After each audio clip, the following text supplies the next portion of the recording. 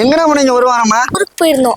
நேத்து நைட்டு தான் வந்தோம். அதான் நைட் வந்துட்டீங்கல்ல? எங்கடா அப்பா? எங்க அப்பா டயர்டா இருக்குன்னு சொல்லி வீட்லயே படுத்துட்டாரு. என்னென்ன டயர்டு? அதான் ஒரு வாரம் லீவ் போட்டாச்சுன்னு வர வேண்டியதானே, நீ புலம்ப பார்க்க வேண்டியதானே. நாளைக்கு வந்து மறுபடியும் வருஷமே வீடு அட்ரஸ் சைடு வந்து அடிப்பேன் நான். அம்மா வர சொல்ல நாளைக்கு. டாக்டர் சொல்லுங்க பிரபு. வாங்கி முடிச்சு உங்க வெளியே வரலான்ட்டு இருந்து உங்களோட போனது ஒரு வந்த மாதிரி நீங்க வந்துட்டீங்க. அப்படியே கிளினிக் வாங்க பேசிக்கலாம். டாக்டர் இருங்க, உங்கள்கிட்ட ஒரு விஷயம் எனக்கு பதில் சொல்ல போங்க. அப்படியே பிரபு, கேபுக்காக வெயிட் பண்ணுறேன். சரி டக்குன்னு கேளுங்க. நான் நீங்கள் சொன்ன மாதிரி டெய்லி ஜிம்முக்கு போகிறேன், வாக்கிங் பண்ணுறேன், கரெக்டாக மெடிசன் சாப்பிட்றேன், ஃபுட்டு கரெக்டாக சாப்பிட்றேன். ஆனால் வெயிட் விட குறைய மாட்டேங்குது. எல்லாமே ஃபாலோ பண்ணி வெயிட் குறையிலையா? கொஞ்சம் கூட குறையிலையா? ஒரு இல்லை விட குறைய மாட்டேங்குது. சரி வாங்க நம்ம எக்ஸாமின் பண்ணி பார்ப்போம்.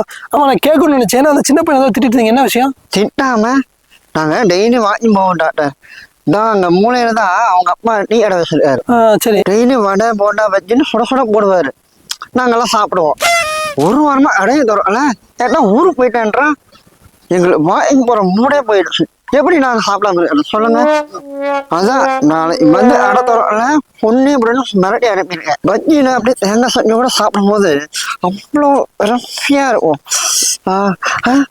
டாக்டர் டாக்டர் வாங்க, நாளைக்கு வாங்க சாப்பிடுவோம், பஜ்ஜி சாப்பிடுவோம், வாங்க நாளைக்கு வாங்க.